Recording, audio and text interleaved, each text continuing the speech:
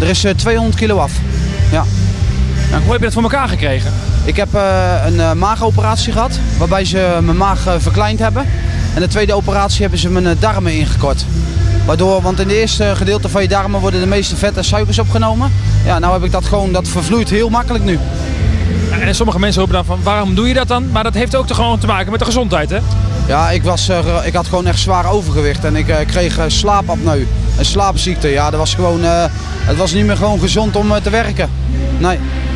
Was het levensbedreigend? Ja, klopt. En ik had er een hele zware navelbreuk bij. Ik kon gewoon niet meer uit de voeten. Dus ja, toen zei ze, nou, we gaan jou helpen. Ik zei, nou, heel graag.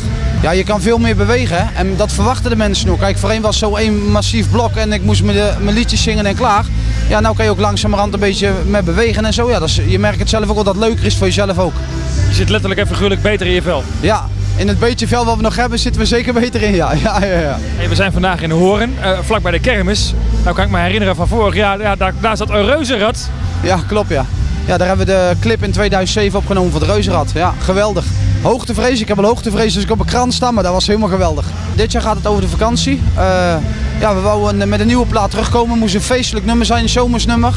Dus ja, daar hebben we gekozen voor als we straks op vakantie gaan. En ja, met bescheiden succes mag ik zeggen, gelukkig. Er is een opvolger bekend. We zijn momenteel heel druk met de voorbereidingen. Het uitdenken van de clip en zo, dat doe ik allemaal zelf.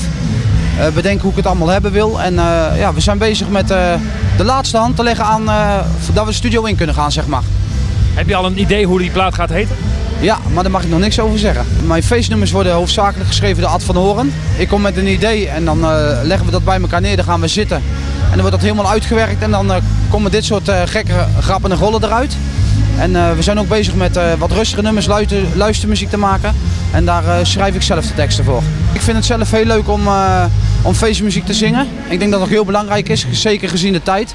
Maar ik denk dat het ook heel belangrijk is dat mensen troost en ja, in muziek vinden. Dus ik vind dat even zo belangrijk.